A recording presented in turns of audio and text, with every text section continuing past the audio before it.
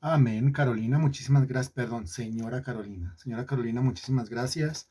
Muy buena tarde para ti, para todos. Un saludito para todos allá en su casa. ¿Cómo están? ¿Cómo se encuentran?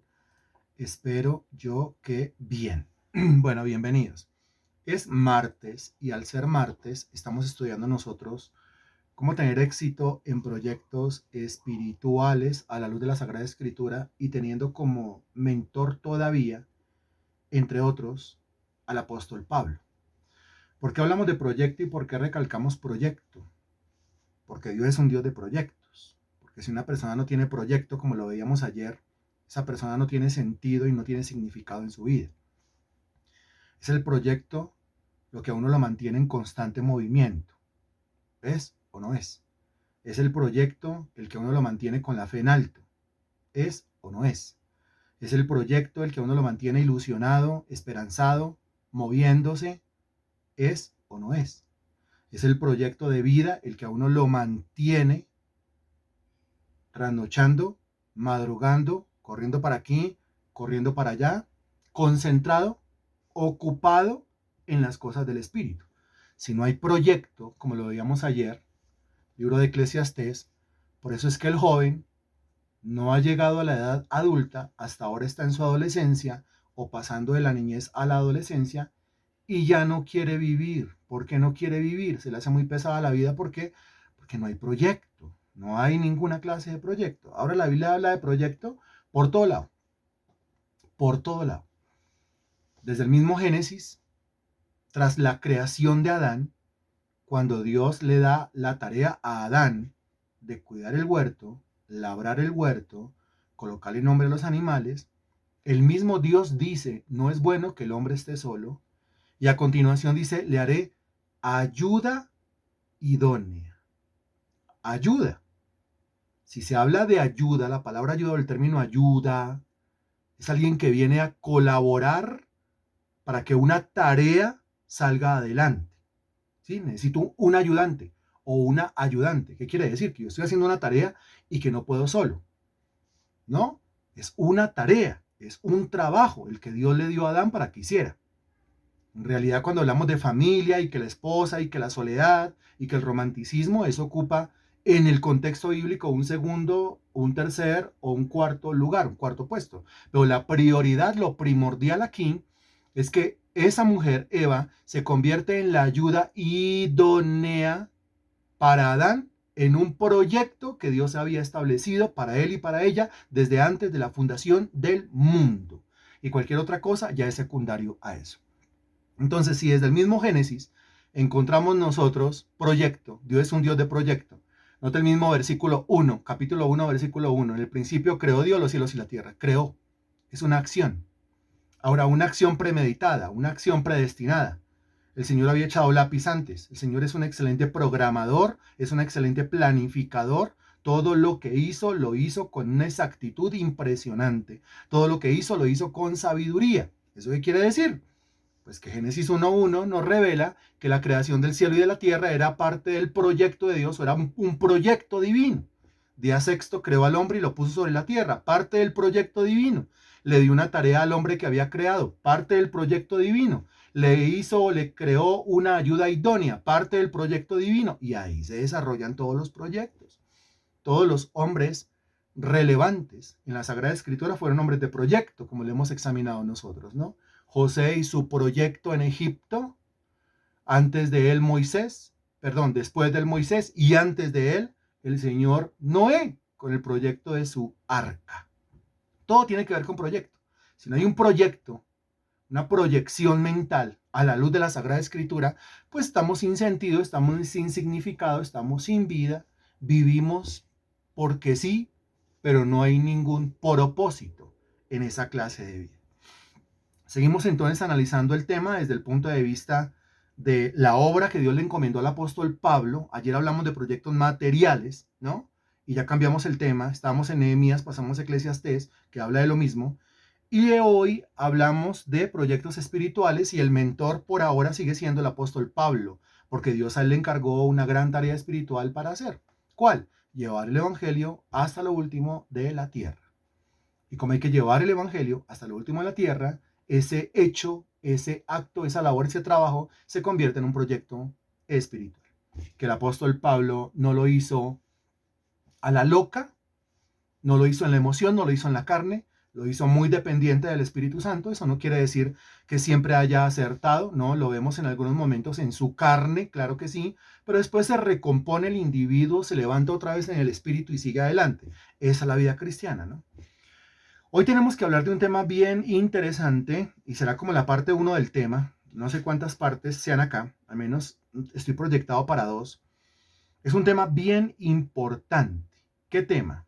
Abra su Biblia en Primera de Corintios, capítulo 4, por favor. Primera de Corintios, capítulo 4, versículo 1. Y vamos a leer los versículos 1 y 2. Me avisa cuando ya, por favor. Primera de Corintios, capítulo 4, versículos 1 y 2. Me avisa cuando ya, por favor. Muchas gracias. Ya, ok. Leamos, por favor. Dice, así pues, téngannos los hombres por servidores de Cristo y administradores de los misterios de Dios. Ahora bien, se requiere de los administradores que cada uno sea hallado fiel. Hay una palabra que aparece tanto en el versículo 1 como en el versículo 2. Lean nuevamente los dos versículos, busque la palabra, encuentre la palabra, identifique la palabra y dígame cuál es. Gracias.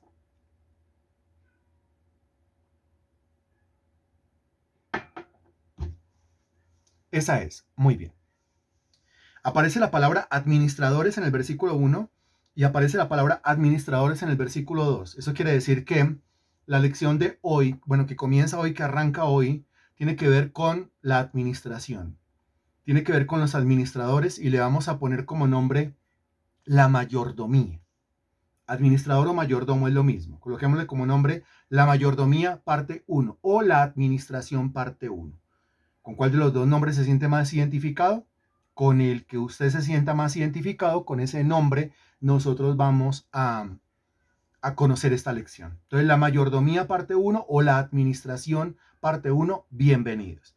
El versículo 1 dice, así pues, téngannos los hombres, es decir, que los hombres nos conozcan, que los hombres cada vez que nos volteen a mirar, que los hombres cada vez que hablen de nosotros, que los hombres cada vez que se acuerden de nosotros, nos tengan por dos cosas.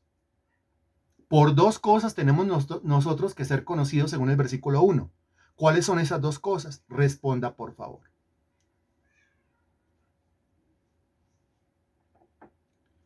Señora Carolina, estás volando muy bien.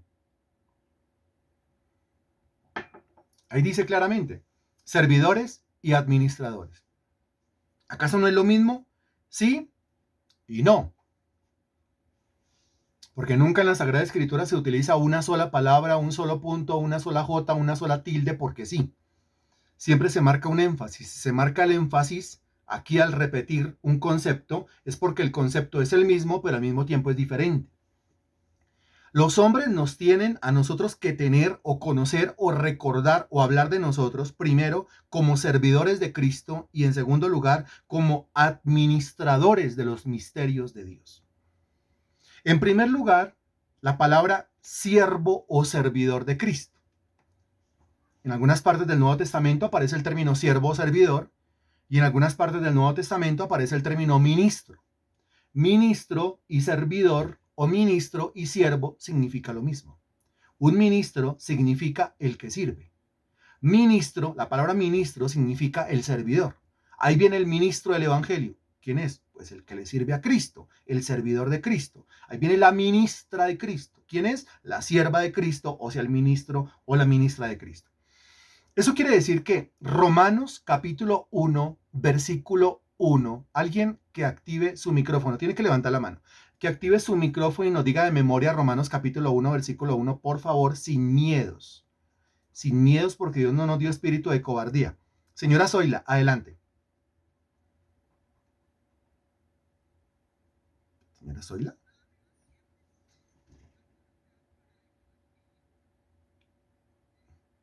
Falta una pestañita.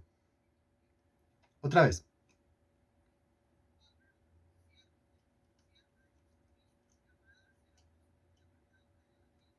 Excelente, muy bien. Marta Poveda, levantaste la mano. Adelante. Hola, Marta Poveda.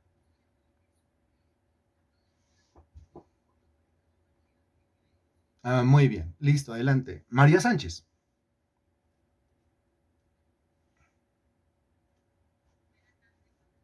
Señora María, ¿cómo me le va?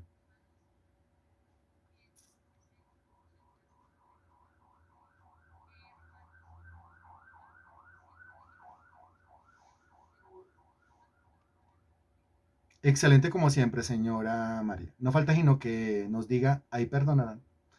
Hermana Marta León, por favor, adelante.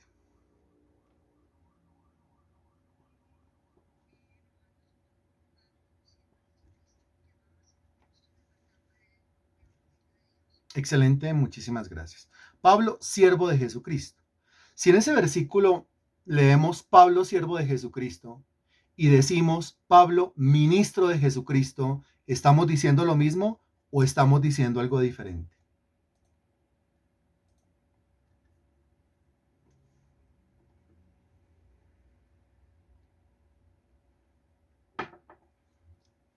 Es lo mismo. ¿Por qué lo mismo? Dígame, porque este término y este término significan lo mismo. Estas preguntas son capciosas y de pronto son repetitivas, pero es para que quede claro en la cabeza. ¿Cuáles dos términos en la Biblia son lo mismo?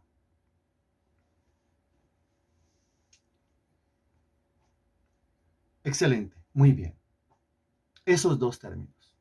El término ministro y el término... Ahí viene el ministro del Evangelio. Bueno, de pronto el individuo no entienda el término, entonces ministro, uy, soy una cosa sumamente grande, sumamente enorme, sumamente espectacular. No, la palabra ministro significa solamente siervo.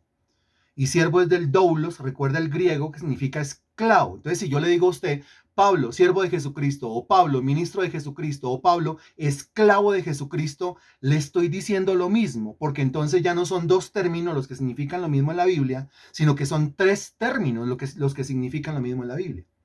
Siervo, ministro y esclavo. Al decir ahí viene el siervo, estoy diciendo ahí viene el ministro.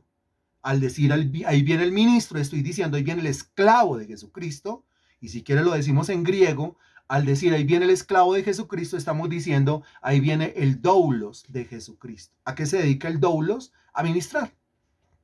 ¿Y a qué se dedica el ministro? Pues a servir. Eso es un ministro.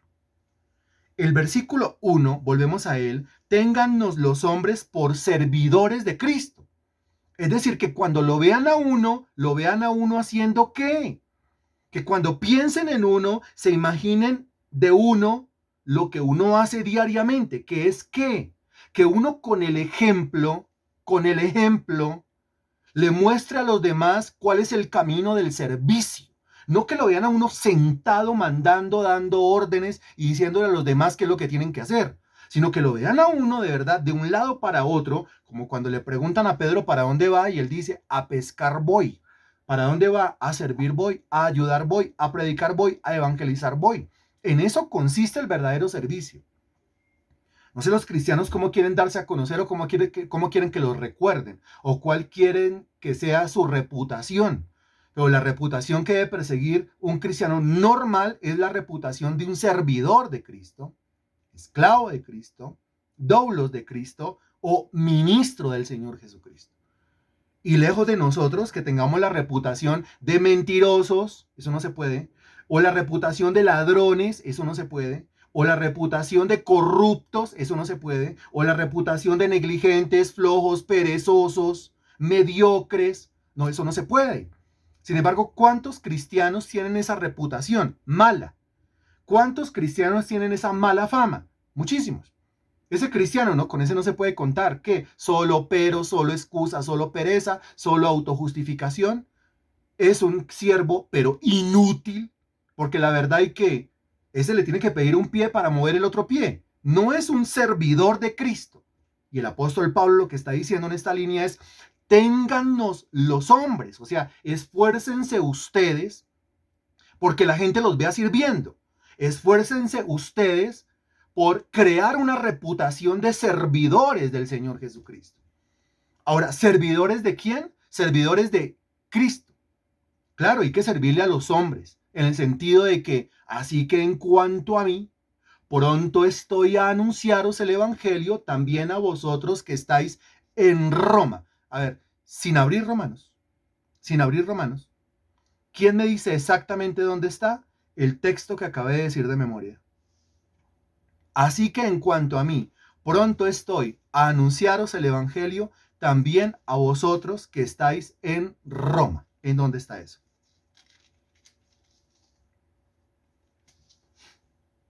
Sin abrir Romanos. 1.7, no señor, 1.7 no dice eso. 1.6, no, 1.6 no dice eso. Echamos fuera el espíritu de adivinación. 1.4, no, 1.4 no dice eso. Mira, el 1.4 dice que fue declarado hijo de Dios con poder según el espíritu de santidad por la resurrección de entre los muertos. El versículo 6 dice, entre los cuales estáis también vosotros llamados a ser de Jesucristo. El versículo 7 dice, 1.15, muy bien. El versículo 7 dice, a todos los que estáis en Roma, amados de Dios, llamados a ser santos, gracia y paz a vosotros, de Dios nuestro Padre y del Señor Jesucristo. ¿Sí? El 1.8 dice, primeramente doy gracias a mi Dios mediante Jesucristo de que vuestra fe se divulga por todo el mundo. El 1.8 dice, porque testigo me es Dios, a quien sirvo en mi espíritu, en el evangelio de su Hijo, de que sin cesar hago mención de vosotros siempre en mis oraciones. Es el versículo 9, ¿no?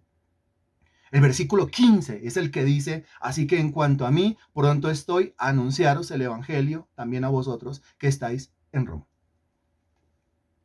¿Por qué mencionamos ese versículo? Ahora se cuenta, cuando usted memoriza los versículos, nos queda más fácil hablar, nos queda más fácil comunicarnos, comenzamos a hablar el mismo lenguaje, ¿no? Porque decimos así como dice Romanos 1.15, así como dice Romanos 1.1, así como dice Romanos 1.8, así como dice Romanos capítulo 1, versículo 9. O sea, un cristiano que no memoriza versículos es un individuo que no tiene argumentos. No tiene argumentos para hablar con otro, no tiene argumentos para orar, no tiene argumentos para vivir, no tiene argumentos para hacer. El cristiano depende de los versículos. Y entre más conocimiento de los versículos tenga, mejor. Habrá alguno que dice, no, pero yo para memorizar versículos sí, no. Le refuto.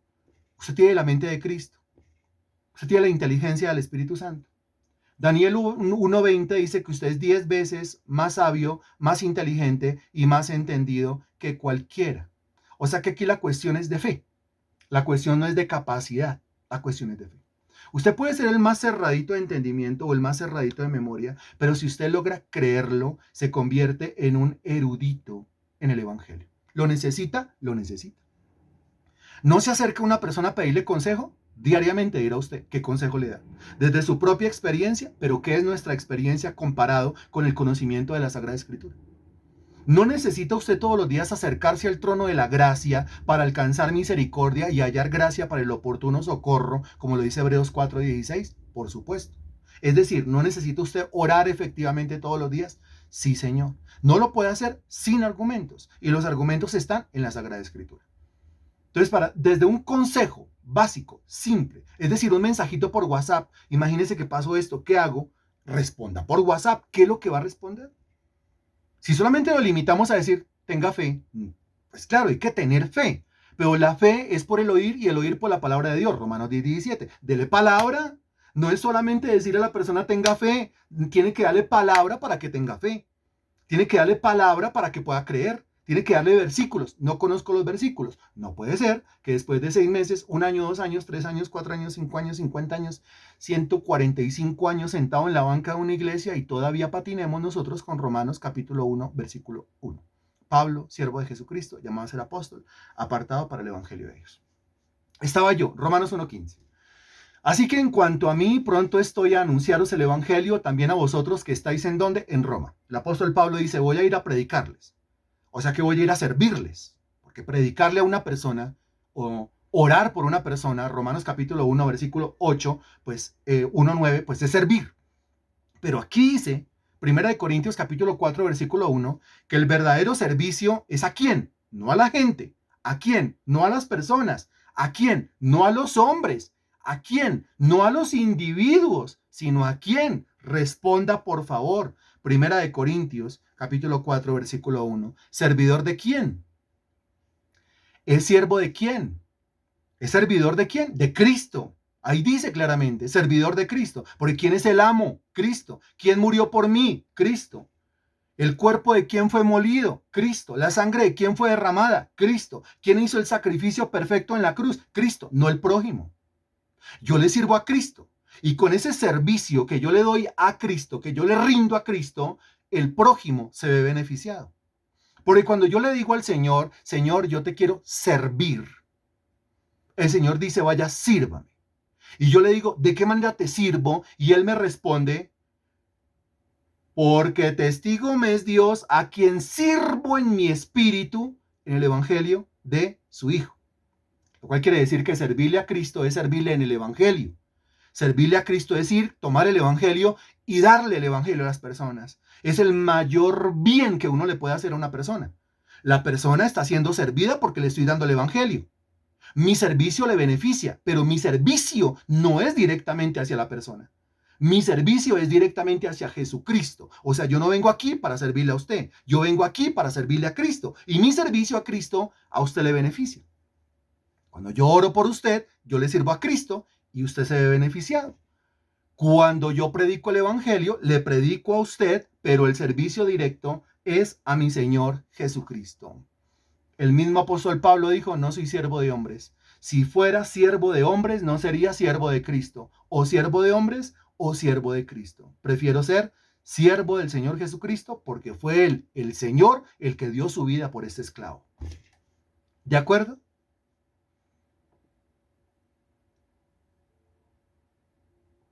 Es como si le estuviera preguntando, amén, pero en castellano. ¿De acuerdo? ¿Estamos de acuerdo ahí? Si nosotros no vamos en medio de la exposición de la doctrina, encontrando esos puntos de acuerdo, la doctrina no nos sirve para nada. La exposición bíblica no nos sirve para nada. ¿De acuerdo? ¿De quién soy siervo? De Cristo. Usted no me sirve a mí. Usted hace parte de este ministerio y yo le doy gracias a mi Dios porque usted está en este ministerio. Y atiende el llamado, y atiende la instrucción, y atiende las peticiones, y atiende usted las sugerencias, y también atiende cuando se dice, hay que hacer esto, vamos a hacer esto, nos vemos allá, usted lo atiende. Pero usted no es siervo mío. Usted no me está sirviendo a mí directamente. Yo me veo beneficiado con su servicio. Yo me veo beneficiado cada vez que usted se conecta. Yo me veo beneficiado cada vez que usted aprende un versículo, cada vez que usted responde. Yo me veo beneficiado cada vez que usted allá en su casa expone la palabra en la célula que tiene en su casa. Yo me veo beneficiado cada vez que usted evangeliza y conecta a alguien a través de este medio o lleva a alguien al culto presencial. Yo me veo beneficiado cada vez que usted ora, intercede. Estamos intercediendo desde las 5 de la mañana, ¿no? Hasta las 5:30. Yo me beneficio cuando usted se conecta a las 5 de la mañana a orar. Me beneficio cuando usted se encierra en su cuarto, hace su devocional y ora por este siervo y por este ministerio. Yo me beneficio cuando usted diezma, cuando usted ofrenda y cuando usted siembra. Yo me beneficio cuando usted hace su aporte económico. Pero todo ese servicio, usted no me lo está rindiendo a mí. Todo ese servicio, usted no me lo está ofreciendo a mí. Todo ese servicio, usted no me lo está entregando, otorgando, ofrendando a mí. Todo eso, usted se lo está entregando es a su Señor, que es el mismo Señor mío. Todo eso es para su Dios, para su Señor, para el que murió por usted, que es el mismo que murió por mí. Y eso a nosotros nos une en un mismo espíritu. Le servimos al mismo, gloria a Dios. Y al servirle al mismo, ese servicio directo a Cristo nos beneficia mutuamente. Y eso crea una interdependencia. Es decir, yo me descuelgo por la canasta mientras que usted sostiene el lazo. Y si alguno más se va a sostener, se va a deslizar en la canasta, pues que otros más vengan y sostengan el lazo. Y así es un trabajo en equipo y creo que lo hemos sabido hacer. Y aquel que todavía no ha engranado como pieza de esta maquinaria, pues anímese y hágalo e involúcrese, porque es el servicio a su Señor, el cual es recompensado enormemente. ¿Se acuerda lo que dice Hebreos capítulo 11, versículo 6? Pero sin fe es imposible agradar a Dios, porque es necesario que el que se acerca a Dios crea que le hay y que es, regálame la palabra que sigue, y que es, la palabrita que sigue solamente, por favor. ¿Y que es qué? Ahí está, muy bien, Marta León, muy bien. Y el resto, el resto ahí viene. ¿Y qué es qué? Y que es galardonador de los que le buscan. Tenemos un Dios galardonador. Nada de lo que yo hago para Jesucristo queda sin galardón. Nada de lo que yo hago para Jesucristo queda sin recompensa, queda sin paga o queda sin sueldo, y el Señor paga bien. Así que servirle a Cristo es el mejor negocio. No le sirva a usted. ¿Por qué? Porque usted no paga tan bien como Jesucristo. Usted no me sirve a mí. ¿Por qué? Porque yo nunca jamás podré pagar como paga Jesucristo. ¿A quién le servimos? A Cristo. Porque Él es rico, Romanos 10. Él es rico para con todos los que le invocan. ¡Qué maravilla! Vuelvo y le pregunto, ¿de acuerdo?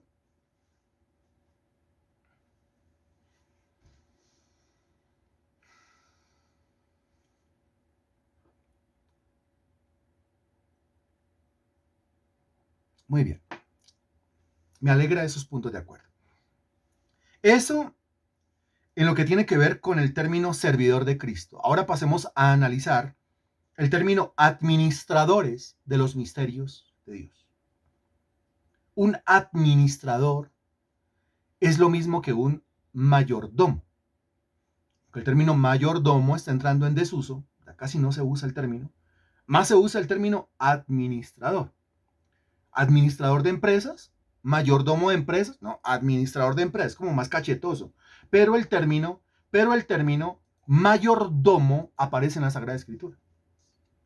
¿Qué tenemos que decir con respecto al término mayordomo? Pues lo siguiente, comencemos a decir lo siguiente, mire, Primera de Corintios, capítulo 6, versículo 19. Ya ahorita volvemos al capítulo 4. Pero Primera de Corintios, capítulo 6, versículo 19. Este texto lo hemos leído bastante, lo volvemos a hacer. Me avisa cuando ya, por favor. Listo, gracias.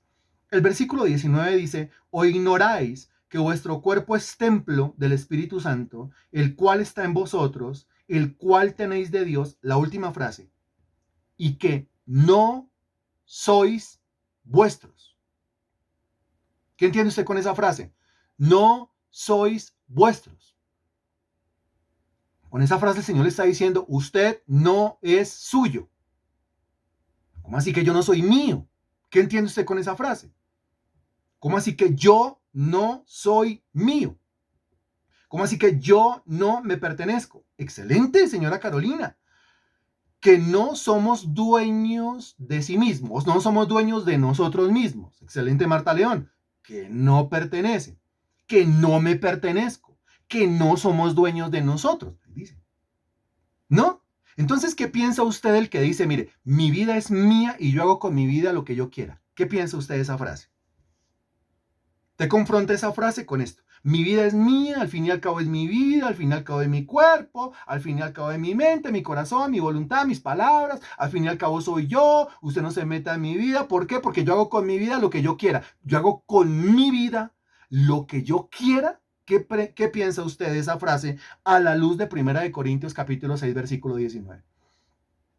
¿Qué piensa? Que está equivocado, que piensa que es incorrecto, que es un iluso, que es un arrogante, que es ignorancia total, que es ignorancia, que nada nos pertenece, que es un necio. Muy bien. Es que es mi vida. No, no, no. No es su vida. El texto dice, no sois vuestros. O sea, yo no soy mío. Yo no me pertenezco a mí mismo. Yo le pertenezco a otro. ¿Pero por qué le pertenezco? Bueno, por triple derecho, como le hemos explicado siempre. ¿Se acuerda el triple derecho? Mire, yo le pertenezco a él porque él me creó en primer lugar. En segundo lugar, yo le pertenezco a él porque él me compró a precio de sangre. Y en tercer lugar, yo le pertenezco a él, y eso sí es el contexto de 1 Corintios 6:19, porque él, el Espíritu Santo, vive en mí. Por esas tres razones, yo le pertenezco a Dios. ¿Cuándo se pertenece usted a sí mismo? Uno, usted se pertenece a sí mismo si usted se creó a sí mismo. Desde ahí ya estamos fregados. Dos, si usted se redimió a sí mismo. Fregado. Tres, si usted es el que administra correctamente, internamente, el templo de Dios. Fregado por donde le ve. Conclusión, no soy mío. No soy de mí. No me pertenezco a mí mismo. Yo le pertenezco a Dios por donde lo vea. El ateo es un iluso. El que dice no creer en Dios, él dice no creer en Dios para no asumir ese derecho de posesión o de propiedad que tiene Dios sobre su vida.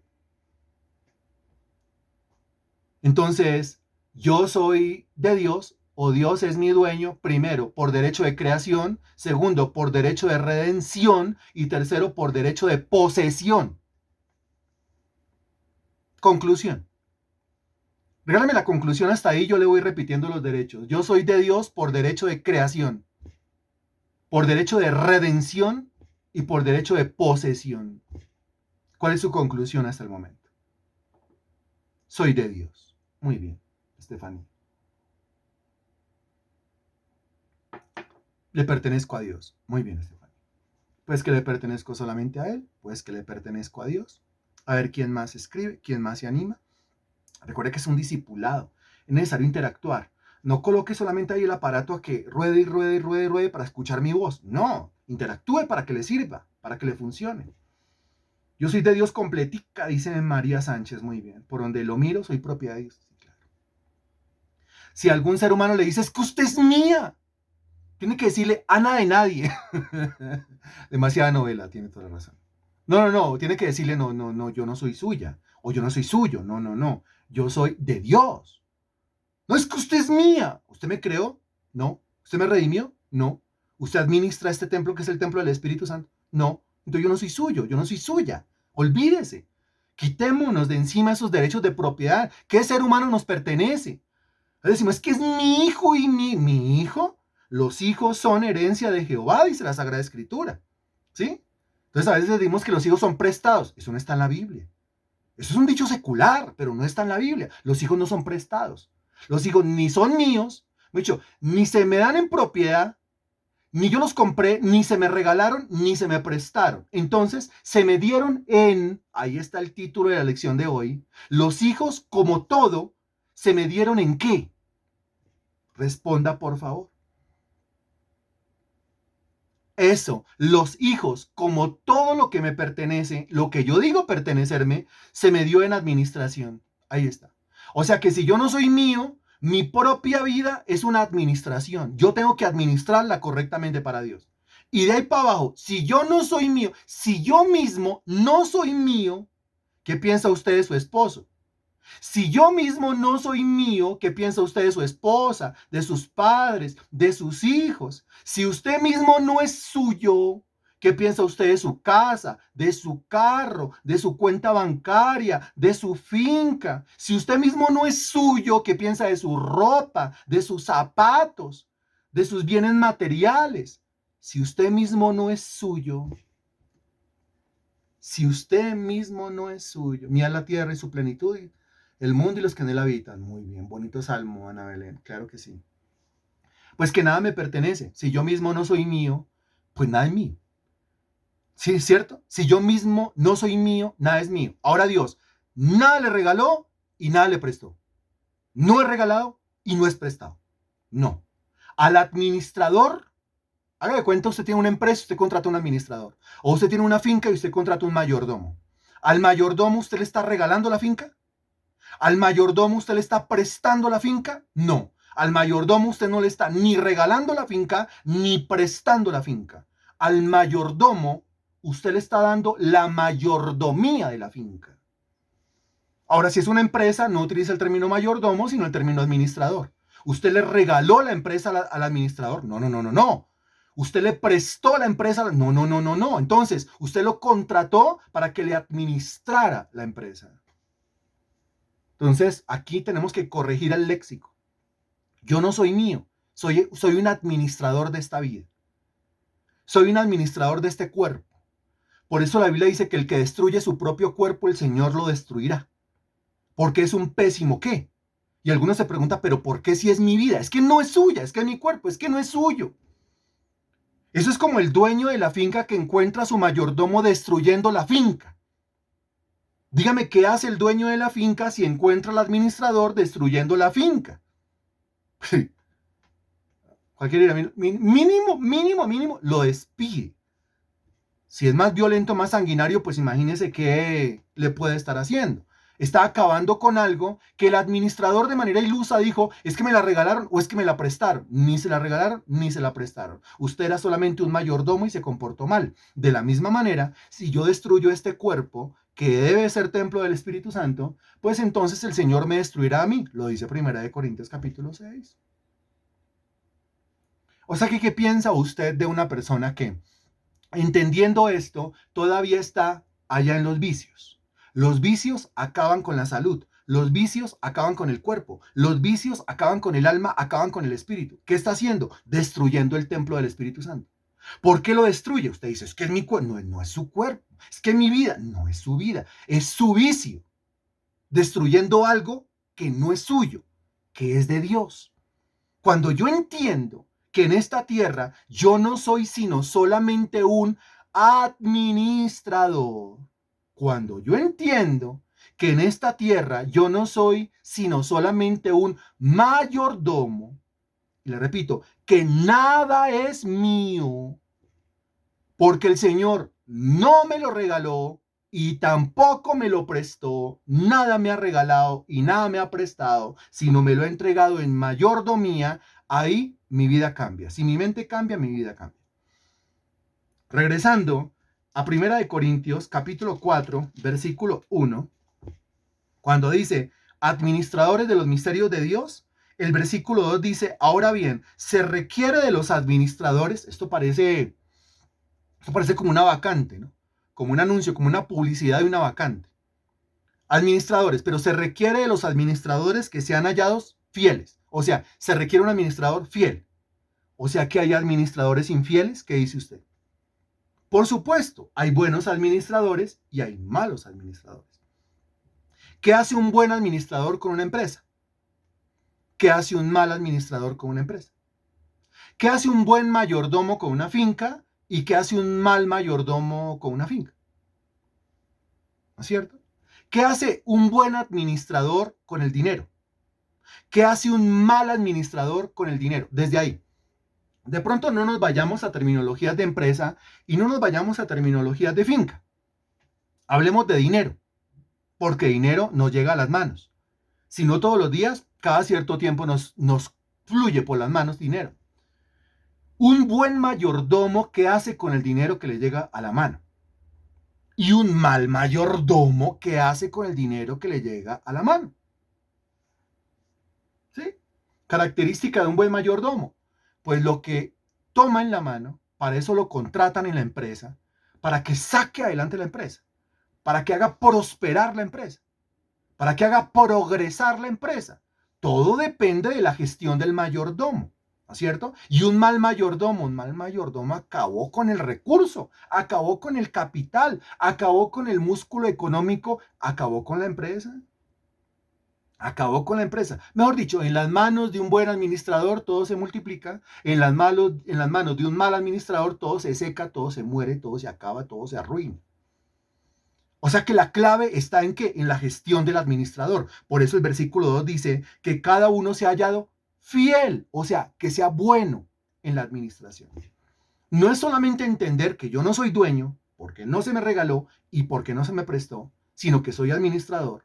Pero no es solamente entender que soy administrador, sino también entender que debo ser un buen administrador, que debo ser administrador fiel de lo que el Señor me ha dado. ¿Cuál es el beneficio de esto? Usted lo conoce. El que es fiel en lo poco que qué, que le regalaron, no. En lo poco que qué, que le prestaron, no. En lo poco que le dieron para administrar. El que es fiel en lo poco que le dieron para administrar, completa el versículo por favor.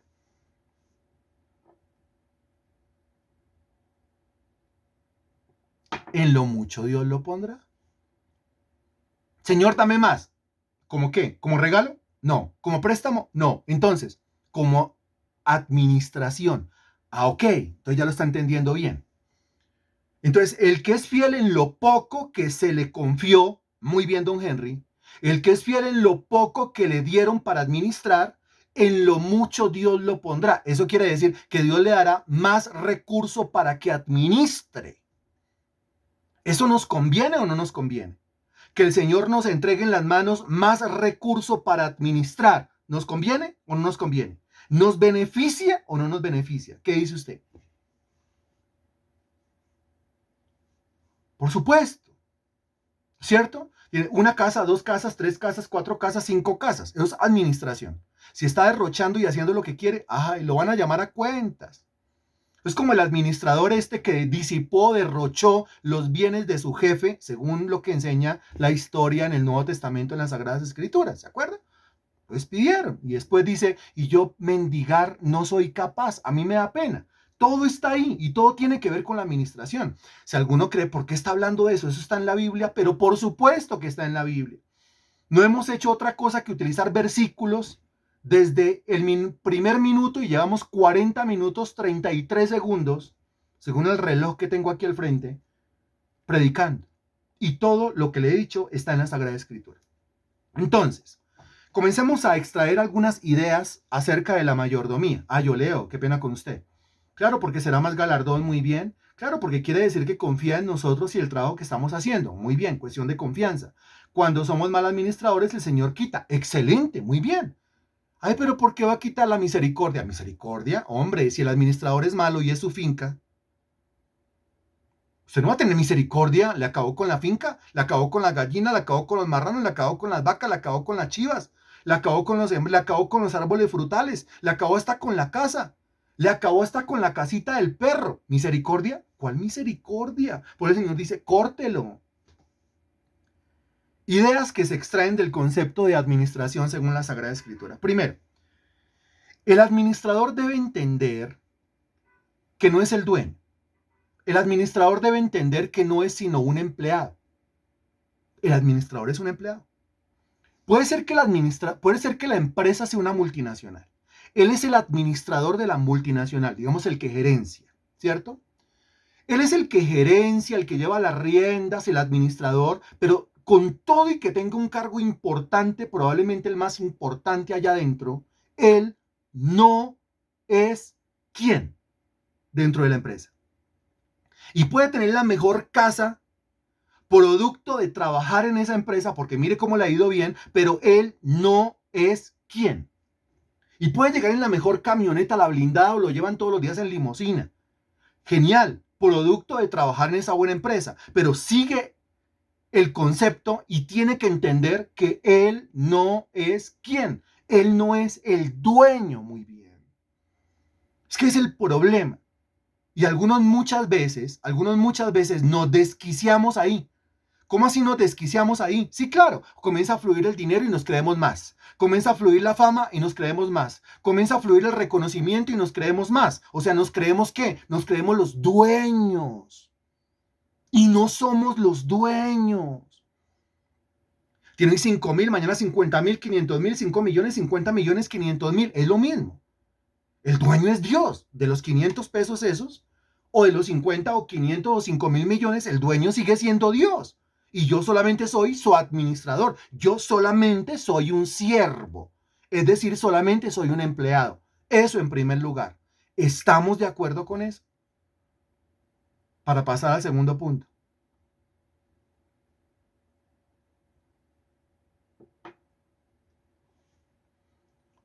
Muy desacuerdo. Uy, ¿cómo así, hermanita Marta León? Explíquenos eso. Dice que muy en desacuerdo.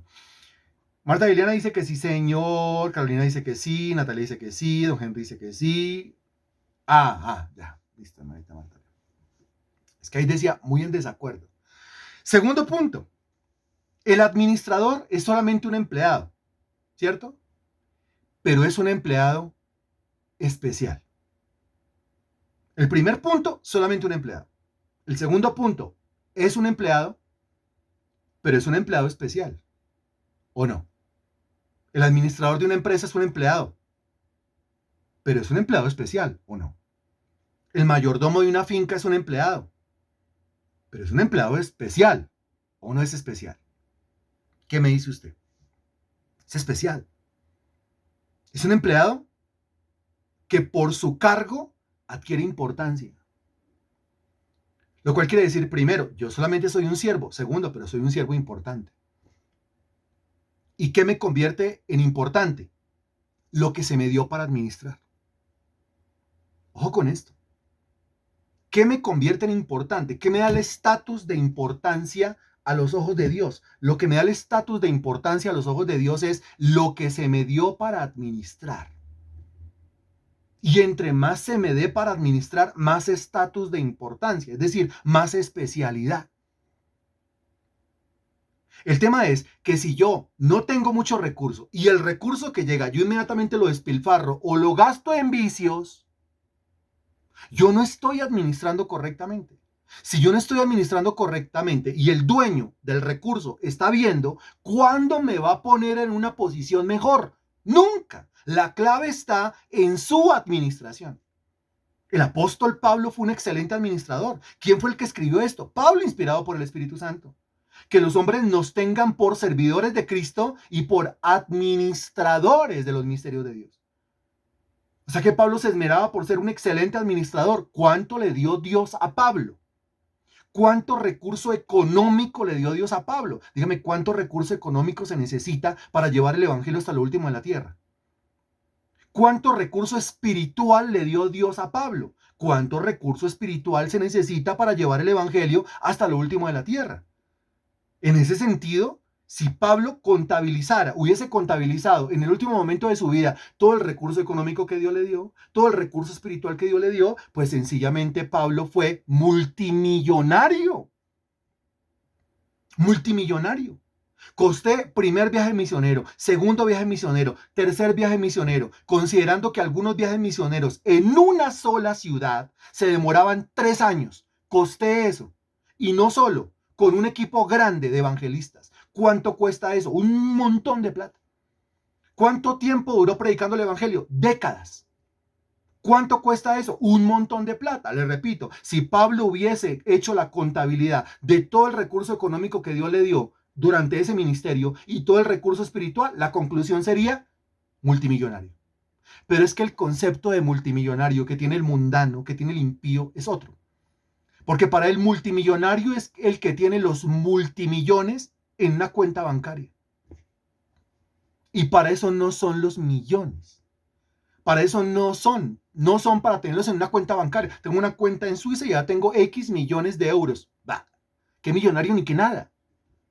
No, millonario es el que sabe hacer lo correcto con el recurso que le llega a la mano. Así sean centavos, pesos, euros, dólares, poquito, pero sabe hacer lo correcto. ¿Para eso qué se necesita? Sabiduría, lo comenzamos a ver ayer. ¿Para eso qué se necesita? Inteligencia. El apóstol Pablo con todos sus millones no que se los consignaron en una cuenta y de ahí en adelante tome, sino que se los iban consignando de parte de Dios en la medida en que él se iba moviendo y haciendo obra y misionando. Todo el recurso que le llegaba lo administraba correctamente en beneficio de la misma obra del Señor. ¿De ahí comió? Pues de ahí comió, claro. La Biblia dice el que predica el evangelio que lleva el evangelio. De ahí desayunó, almorzó, comió, de ahí pudo pagar arriendo, de ahí se pudo vestir, de ahí se pudo transportar, de ahí pudo abrir una iglesia, otra iglesia, otra iglesia, otra iglesia, otra iglesia. Un viaje en barco, eso era un lujo en aquella época. Y sin embargo, el Señor le proveyó para absolutamente todo. En la medida en que se movía, Dios le iba dando. Si no se mueve, Dios no le da. ¿A qué le va a dar si está quieto? Entonces él con toda propiedad y con toda autoridad dice, si usted quiere tener éxito en proyectos espirituales, usted tiene que convertirse en un excelente administrador de los recursos de Dios. No se crea el dueño y tampoco piense que Dios le prestó esa plata. No, Dios se la entregó bajo su administración. Usted tiene que administrarla correctamente porque Dios en algún momento le va a pedir cuenta, lo va a llamar a cuenta, le va a pedir que presente un informe de absolutamente todo lo que le dio, a ver cómo fue que lo usó. Van 2 puntos. Tercer punto, que Él nos ayude para realizar una excelente gestión. Sí, porque es que mi plata yo me la gané con mi propio esfuerzo. Ay, cállese, por favor. Otra vez lo mismo, adueñándose. Eso es como el celador del conjunto que se cree el dueño del conjunto. ¿No le ha pasado? No le ha pasado. El celador del conjunto que se cree el dueño del conjunto. O el celador del restaurante que se cree el dueño del restaurante. Dígame cómo se comporta el celador. Hay celadores muy buenos, hay guardas de seguridad muy buena gente. De verdad, gente con la cual uno se para y a hablar, a charlar, a reír un rato. Pero ¿cómo se comporta un celador o guarda de seguridad que se cree el dueño del conjunto? ¿Cómo es? Altivo. ¿Cómo es? Imponente. ¿Cómo más es? Dice, sí, me he sentido así, dueña de lo ajeno. Carolina, qué buena reflexión. Qué buena reflexión. Eso es lo que uno tiene que hacer en una predicación de estas. No, yo no me puedo sentir el dueño o la dueña del conjunto. El conjunto le pertenece ahí a los propietarios, copropietarios. Sencillamente presto aquí un servicio de celaduría. Soy empleado de esta gente y por eso me pagan. Y como se cree el dueño del conjunto con los mismos propietarios de los apartamentos. Abre cuando quiere, cuando no quiere no, cuando quiere saluda, cuando quiere se despide, cuando quiere entrega la ficha, cuando quiere no entrega la ficha. ¿Qué es eso? Eso es un soberbio, un altivo. Y así hay cristianos que no entienden que nada de lo que tienen, ni siquiera su propia vida, les pertenece. Entonces, no, pues ¿cómo debo ser yo? Amable, generoso, buena gente. Así debo ser. Cuando yo me adueño de todo, me vuelvo altivo. Me creo más que los demás. Pero si nada es mío, ¿qué altivez? ¿Dónde me cabe la altivez? Si nada es mío, ¿qué orgullo? ¿Dónde me cabe el orgullo? No me cabe por ningún lado. La humildad nace de entender que nada es mío. Ni siquiera yo soy mío. La soberbia viene de creer que alguien me pertenece. Cuando yo creo que alguien me pertenece, por eso es que el esposo le habla feo a la esposa le habla feo al marido, los papás le hablan feo a los hijos le hablan feo a los papás, porque se sienten con el derechito, ¿sí? Se sienten como con el derecho de hablar feo. ¿Por qué? Al fin y al cabo mi mamá, su mamá, perdón. Dios le dio una relación con esa señora, vientre que Dios utilizó para traerlo a la vida y usted tiene que honrarla, dice la Sagrada Escritura. Honrar. Si se le exige que la honre es porque no es suya, es de Dios. Y Dios la puso ahí y puso un vientre para que yo viniese a este mundo. Pero todo, absolutamente todo, lo que soy y lo que tengo, no lo tengo en propiedad ni en préstamo. Le repito esas dos cosas, ni en propiedad ni en préstamo, sino en administración. Y yo sigo leyendo, hay muchos cristianos prepotentes, lo aprendí a las malas y el Señor me quitó muchas cosas, gracias a Dios que me dio otra oportunidad. Gloria al Señor. Gloria al Señor, porque el Señor aborrece a los soberbios, ¿se acuerda? Aborrece a los soberbios y da gracia a los humildes, dice la Sagrada Escritura. Ok, un administrador es un siervo bajo las órdenes inmediatas del dueño. Haz de cuenta, está la empresa, está el administrador y llegó el dueño. El dueño llegó en su carro, bueno, yo no sé cómo hacía el dueño, pero llegó. Y llegó ese dueño y encontró a un empleado, haga de cuenta que es el de oficios varios, y lo encontró por allá sentado como quedándole al WhatsApp. El dueño de la empresa se va a acercar al muchacho y lo va a corregir o lo va a regañar por estar whatsappeando. ¿Qué dice usted? ¿Cuál es el conducto regular? Y si es dueño, dueño, y hace respetar su posición de dueño, ¿qué hace? No, no.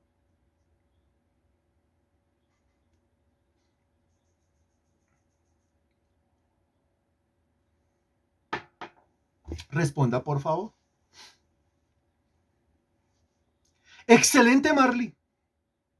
Es el conducto regular. Excelente, señora Carolina. Excelente. Vuelvo y le planteo. De pronto quizás no me entendió, quizás no me hice entender. No le llama la atención. No le llama la atención. Llegó el dueño en su carro o lo trajeron. Llegó a la empresa. El dueño. Y entrando a su empresa, a su fábrica, a su bodega, a sus instalaciones, vio al empleado de oficios varios en hora de trabajo, allá en una esquina, sentado sin hacer nada, dándole al WhatsApp. El dueño de la empresa va a ir a hablar con ese muchacho a decirle, oiga, no se robe la plata. ¿Va a tener un trato directo con él? ¿O a quién va a ir a buscar, dígame, para que le solucione el problema? Le reclama al que administra. El trato es directamente con el administrador. ¿Pero por qué con el administrador? Porque para eso tiene al administrador. El dueño entiende en su cabeza, yo no tengo que ocuparme de eso. Precisamente yo le estoy pagando a alguien para que se ocupe de eso. En términos coloquiales, ese chicharrón no es mío. Aunque es mi empresa, aunque es mi plata, aunque es mi recurso, pero ese chicharrón es de otro. ¿De quién? Del que yo contraté, al que yo le pago para que me administre. Claro que hay casos de casos, ¿no? El administrador se queja porque el dueño no lo deja administrar. Dice, ¿para qué me contrató? ¿Para qué me paga entonces? ¿Para qué me tiene en el puesto? Si no me deja hacer absolutamente nada y todo lo que yo quiero hacer está malo. Pues entonces es un dueño que no entiende la función del administrador. Pero con Dios no pasa eso. Dios sí sigue el conducto regular. Cuando Dios dice que usted es administrador, entonces, si hay un desorden en su entorno, Dios no va a entrar directamente a solucionar el desorden en su entorno. Dios le va a hablar a usted, lo va a reprender a usted, le va a exhortar a usted, le va a dirigir a usted, le va a dar los medios a usted para que usted solucione el desorden en su entorno, no Dios. Imagina al administrador diciéndole al dueño, ay, ¿cuándo viene? ¿Cuándo viene y habla con ese muchacho para que deje de whatsappear en hora laboral? ¿Qué le dice el dueño? Dígame. ¿Cuándo viene? ¿Cuándo viene para ver si recogemos todo ese cartón, toda esa materia prima que se está ya dañando? ¿Cuándo viene? ¿Qué le dice el dueño? ¿Cuándo viene? ¿Cuándo viene para llevar los carros que necesitan pasar por el mantenimiento preventivo para que no se nos dañe ninguno? ¿Cuándo viene? ¿Qué dice el dueño? Y aquí yo sé que más de uno las está cogiendo y más de uno las está entendiendo. Porque es que muchas veces en nuestra oración queremos que Dios haga lo que le toca hacer es a quién. Le repito, muchas veces en nuestra oración queremos que Dios haga lo que le toca hacer es a quién. Exacto, a mí. Señor, te pido que vengas a recoger el cartón. ¿Qué? Señor, te pido que vengas porque los carros están botando aceite. ¿Y esa responsabilidad de quién? ¿Del dueño o del mayordomo? ¿Del dueño o del administrador? Se llega a dañar un carro de esos porque se le pasó la fecha de mantenimiento, a que cuenta que es una empresa que produce alguna cosa y entonces en esos camiones tienen que transportar materia prima o llevar el producto ya hecho a su lugar de expendio y se le pasó la fecha y un motor se fundió. ¿De quién es la culpa? ¿Del conductor? No. ¿Del vendedor? No. ¿Del ayudante? No. ¿De quién? Del administrador.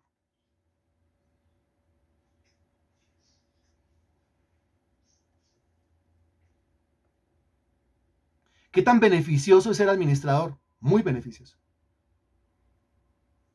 Pero ¿qué tanta responsabilidad demanda el ser administrador?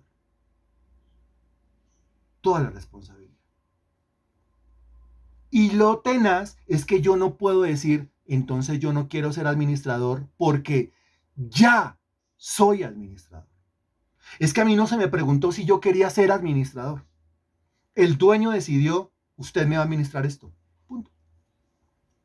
Usted me va a administrar su vida, su mente, su corazón, su boca, su voluntad. Me va a administrar su espíritu, su alma, su cuerpo. Usted me va a administrar un recurso económico que yo le voy a girar a las manos. Sea mucho, sea poco. Si es poco, sea fiel en lo poco. Administrelo bien, en lo mucho Dios lo pone. Si es mucho, ojo.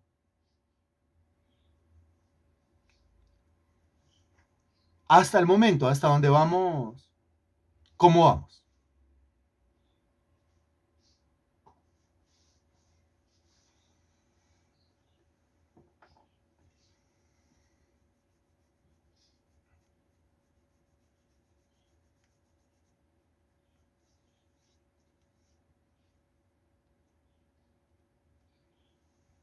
Una esposa para administrar correctamente, un esposo para administrar correctamente, unos hijos igual, unos padres, un hogar, una familia, tiene un hogar bonito, una familia bonita, administrelo bien, administrelo bien.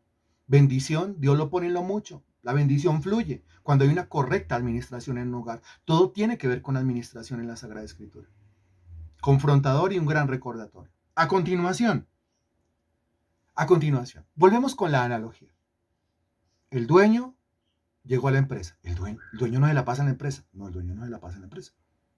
A no ser que el dueño sea el propio administrador, sea el mismo administrador, pero si no es el administrador, no se la pasa en la empresa. Entonces, cuando va a la empresa, ¿a qué va?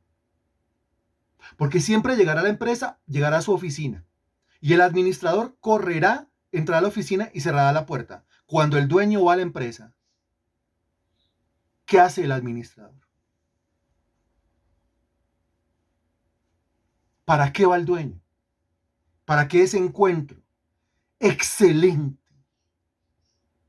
¿Para saludar?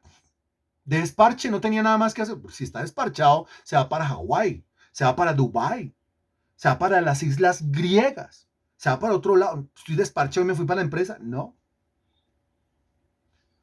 O sea que el administrador está constantemente rindiendo cuentas, está constantemente presentando informes. ¿A quién? A su dueño. ¿A quién? A su jefe. ¿A quién? A su amo. ¿No? Y de esto nadie queda exento. De esto nadie se escapa. Yo tengo que darle a Dios cuentas de mí mismo, del recurso que puso a mi alrededor, ya sea físico o sea material. Tengo que estar informando. ¿Cuándo fue la última vez que usted le presentó al Señor un informe? ¿Cómo así? Claro, un informe de su vida. Señor, estoy haciendo esto. Es un informe.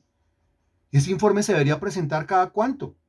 Pues ese informe se presenta a diario. ¿A diario? Claro, a diario. ¿Cuándo? Pues cuando ora. ¿Para qué llama el administrador al dueño? Seguramente falta algo, alguna autorización. Eso es la oración, ¿no? Cuando se encuentra el dueño con el administrador, ¿para qué? Es para cruzar cuentas. ¿Qué hace falta? Necesito que me autorice esto, necesito que me firme esto, por favor, con todo el respeto porque es el Señor. Claro que sí. Pero al mismo tiempo para decirle, bueno, listo, ganamos tanto, ¿sí? Las ventas subieron tanto, la materia prima se recortó en tanto, el gasto se recortó en tanto, el costo. Eso es un informe. Eso es un informe, todos los días. No solamente pido por mi hijo, sino al mismo tiempo presento un informe de mi administración con ese hijo. No solamente pido por el esposo, por la esposa, sino al mismo tiempo, pues presento un informe. ¿Qué estoy haciendo con mi hogar? Porque si yo estoy acabando a patadas mi hogar y voy y le pido, Señor, te pido por mi hogar, el dueño dice, ¿pero qué le pasa? Usted me está pidiendo a mí que yo vaya y le solucione los problemas con mi empresa cuando usted está acabando a las patadas con mi empresa. Todo tiene que ver con la administración. La administración del tiempo, ¿o no? Nos quedamos de que no tenemos tiempo. Y trágicamente, no tenemos tiempo para Dios. ¿No tiene tiempo para Dios? Imagínese que el administrador diga, no, yo no tengo tiempo para encontrarme con el dueño. Así de insolentes. El administrador dice, es que yo no tengo tiempo para encontrarme con el dueño de la empresa. El dueño de la empresa, perdón. Si yo a usted le pago, que se encuentre conmigo. Su trabajo tiene que ver con encontrarse conmigo y contarme las cosas y rendirme un informe. No tengo tiempo de congregarme, no tengo tiempo de conectarme, yo no tengo tiempo de orar, yo no tengo tiempo de hacer lo que usted está diciendo que tiene que hacer. No tengo tiempo de estar a las 5 de la mañana ahí, no tengo tiempo de estar por la tarde en la clase, yo no tengo tiempo para el evento ese que quiere hacer el 8 de julio, yo no tengo tiempo para ir el domingo, no tiene tiempo para el dueño de la empresa, usted, mi querido administrador, ¿qué está haciendo? Pues va paseando en uno de los camiones de la empresa. ¡Ay, qué bello! Un administrador está constantemente rindiendo cuenta. Esto puede ser muy risible, pero es muy real al mismo tiempo. Cristiano insolente que dice que no tiene tiempo para el Señor. Yo no me volví a congregar, no me volví a conectar, no volví a orar, no, y se jacta y se ríe, el loco. Y se ríe el loco.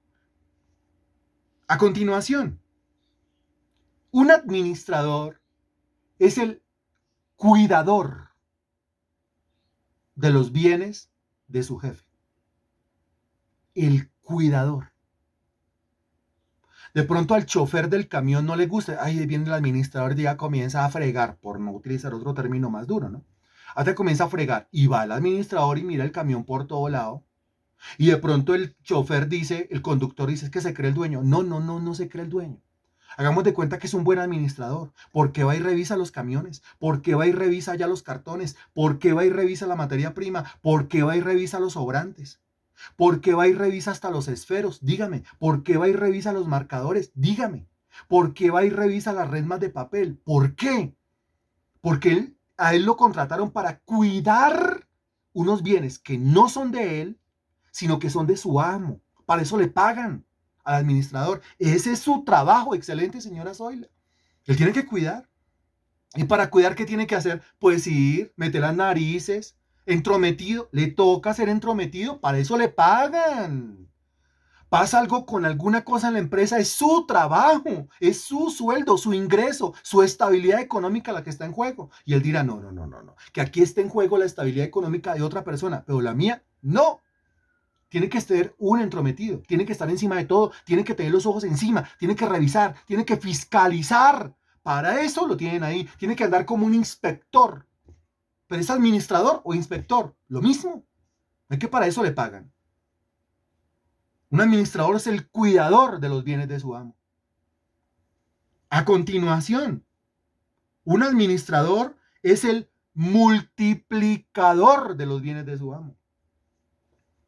No solamente los tiene que cuidar, sino que también los tiene que multiplicar. No solamente le tiene que decir a su jefe en los informes, seguimos igualito al tiempo ese en el cual usted me contrató. No, no vale. Pésimo administrador. Sino que tiene que decir, mire, mi gestión ha sido la siguiente, yo llevo un año en el puesto, yo recibí el cargo hace un año, el balance era este, ahorita un año después el balance es este, vamos para arriba, no en deudas, no en inflación, no en impuestos, sino vamos para arriba en ganancias, o sea que no solamente cuida los bienes de su amo, sino que multiplica los bienes de su amo. Ay, ¿eso qué quiere decir? Pues que el recurso económico en su mano o se multiplica o se multiplica. Porque si el recurso económico en su mano, el que el Señor permite que fluya a su mano, usted como administrador o administradora, no se multiplica, quiere decir que usted es pésimo administrador. El recurso económico es para multiplicarlo, no solamente para cuidarlo, porque eso es como el que enterró el talento. Y vino y le dijo, mire, tu talento. ¿Y qué le dijo el Señor? Siervo malo y negligente, échelo a las tinieblas de afuera. Uy, ¿por qué si yo se lo cuidé? Sí lo cuido, pero no lo multiplico.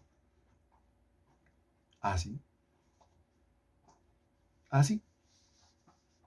Es como si el Señor, mire, hablando ya en términos más a la predicación, es como si el Señor a mí me confía el alma de una persona para que yo le predique. Y yo le prediqué durante toda la vida y me morí. Y le digo allá, Señor, la persona que usted me dio para que yo le predicara, ahí está. ¿Y a cuántos más les predico? A nadie más, Señor, la que usted me dio. Siervo malo y negligente, échalo en las tinieblas de afuera. ¿Por qué? Porque yo le puse una. Pero usted tenía que multiplicar, o sea, predicarle a una y a dos y a tres y a 30 y a 300 y a todo el que se encontrara por el camino. Ah, yo nunca lo entendí. ¿Cómo así que nunca lo entendió? Si ahí en la Biblia dice que usted es administrador, y un administrador no solamente cuida, un administrador también multiplica. Así que la señora que tiene su casa, que tiene su apartamento y lo quiere poner bonito, es que le toca ponerlo bonito. Y ni siquiera es por cosas de cosmético, ni siquiera es por cosas cosméticas, ni por cosas de estética, ni por cosas de vanidad, sino que si entiende que es administrador, pues tiene que cuidar bien eso, para que el Señor le dé más.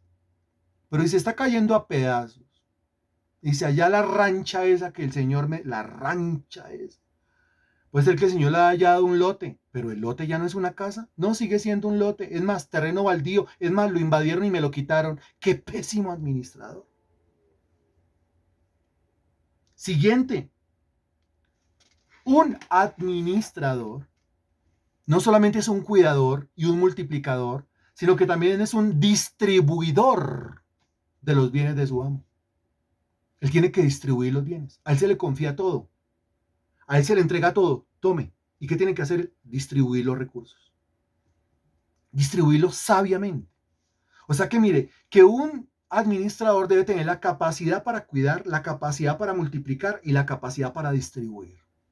Distribuye equitativamente, justamente. Si no distribuye, es un mal administrador. Y si en lugar de distribuir la platica, se la embolsilla, es un corrupto administrador. Pésimo administrador. Hasta el momento, ¿cómo vamos? Yo ya voy terminando. Hasta el momento, ¿cómo vamos? Porque ¿quién es el administrador de la historia? Pues usted y yo. Nosotros somos los administradores de la historia. Este sermón nos habla a todos. Usted y yo somos los administradores. Hasta el momento, ¿cómo vamos? ¿Estamos de acuerdo o no estamos de acuerdo? ¿Esto es para otros o es para mí? Claro y reflexiono. Muy bien. Ok. Muy bien. ¿Dónde tiene la plata? Allá debajo del colchón. No, eso no es para meterlo debajo del colchón. ¿Dónde tiene la plata? Allá en una cuenta. No, eso no es para tenerlo allá en una cuenta. Sí es para cuidarlo, pero cuidar sin multiplicar, pésima administración. Cuidar y multiplicar sin distribuir, pésima administración. Cuando el Señor le preguntaron, bueno, ¿a Dios o al César? ¿Qué respondió? Dele al César lo que es del César y a Dios lo que es de Dios. Es un excelente administrador. O sea, hay un dinero o hay un recurso que tiene que distribuirse en lo secular, pago de arriendos, pago de colegios, pago de servicios, mercado, pero hay otro recurso, dele a Dios lo que es de Dios, que tiene que distribuirse para lo espiritual. Quiere decir que el dinero es el recurso base para sacar adelante proyectos materiales, dele al César lo que es del César, y el dinero al mismo tiempo es el recurso base para sacar adelante proyectos espirituales, dele a Dios lo que es de Dios. ¿En forma de qué? En forma de diezmo, en forma de ofrenda, en forma de aporte económico a una obra que se dedica a desarrollar los proyectos que Dios le pone en la mano. ¿Es o no es? Dele a Dios. O sea, ¿cómo administro bien mi recurso? Dele a Dios lo que es de Dios, dele a César lo que es del César. Distribuya bien, haga cuentas. Y Dios, excelente, Marta León, y Dios es la prioridad. Busque primeramente el reino de su justicia y todo lo demás vendrá por añadidura. No, yo no pude diezmar y ofrendar porque no me alcanzó. No, es al contrario. Es al contrario. Yo no pude comer salmón, no pude comer carne, no pude comer pollo porque no me alcanzó. Pero cumplí con Dios. Le aseguro que a la próxima quincena no le va a faltar la carne, el pollo, el salmón, el huevo o todo lo que usted necesite. Pero si siempre el que pierde en mis cuentas es Dios, siempre la que pierde en mis cuentas es la obra de Dios, pues más adelante cuando ni siquiera huevo tenga, ¿con qué cara yo voy a reclamarle al Señor? Pronto alguno pensará, uy, un trabajo nuevo, uy, dinero en cantidad fluye a mis manos. Y el Señor está con los ojos puestos ahí. Sí, Señor, y lo estoy observando. Sí, Señor, y la estoy observando. A ver qué tan buen o buena administradora es. Alguno debe estar pensando, o sea que si yo administro correctamente lo que me está llegando a la mano, Dios me pone en cosas más grandes.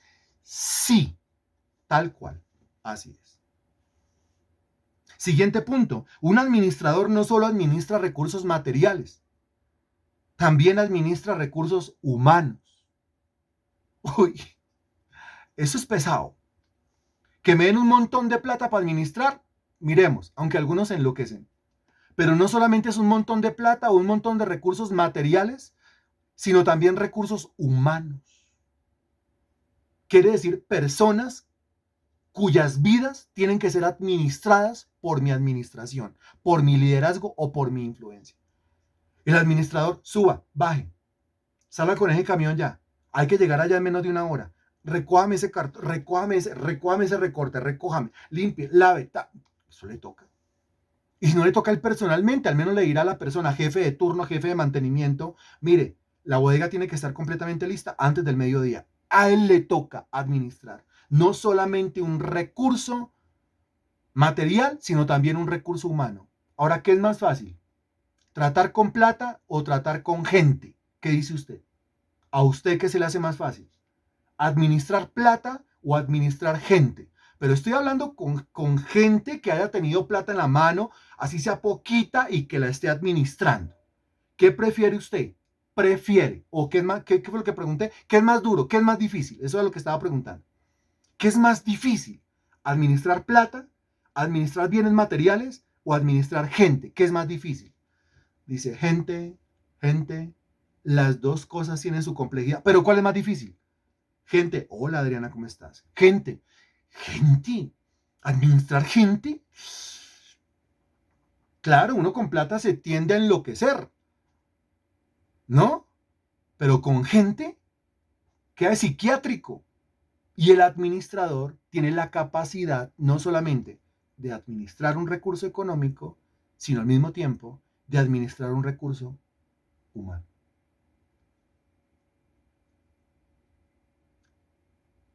Si sabe administrar un empleado, sabrá administrar 2 empleados, 200 empleados, 2000 empleados y 3 turnos. Pero si no aprende, puntos suspensivos, compléteme la frase por favor, ya voy terminando. Si no aprende a administrar correctamente, puntos suspensivos, entonces regáleme ahí una frase, por favor.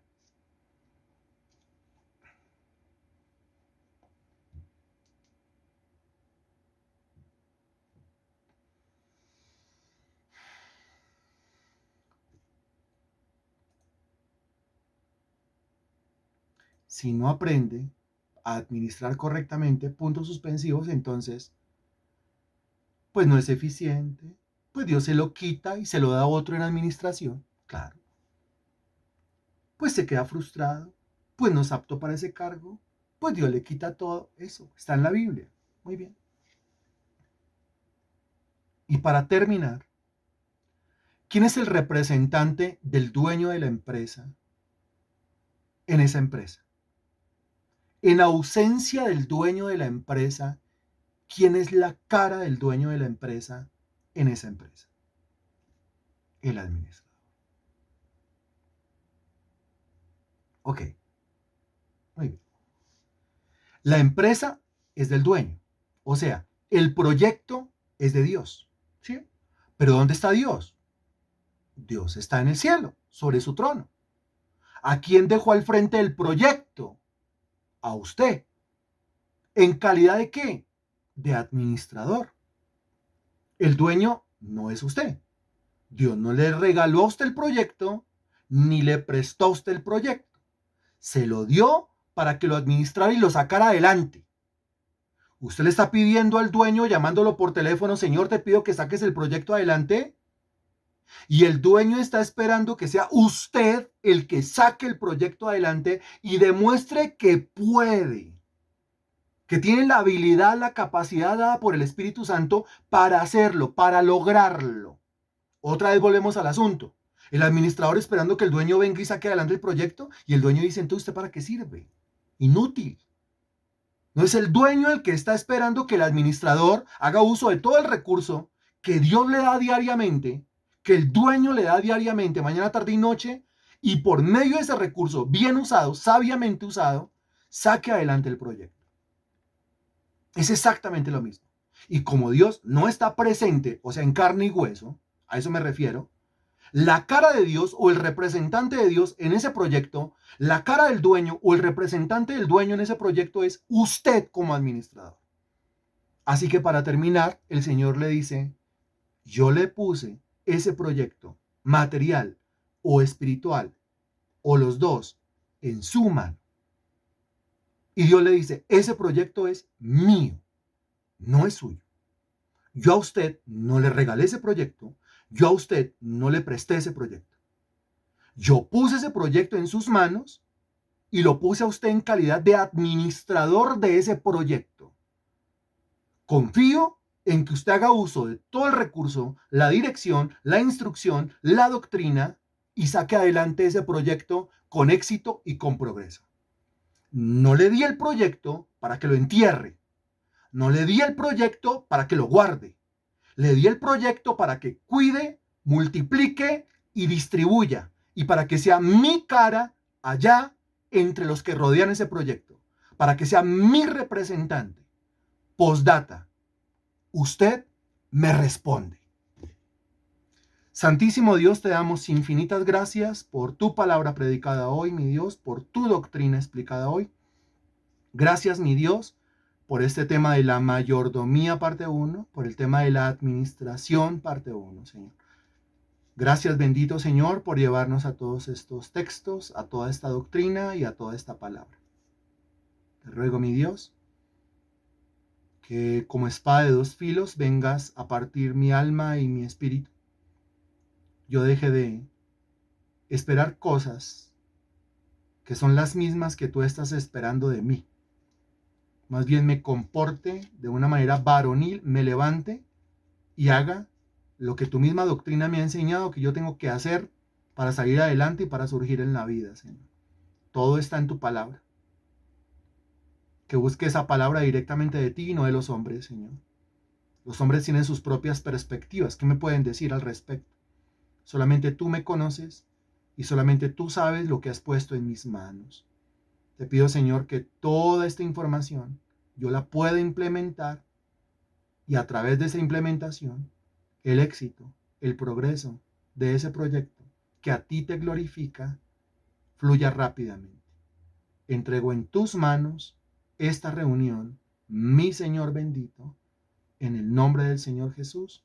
Amén y gracias a Dios. Amén.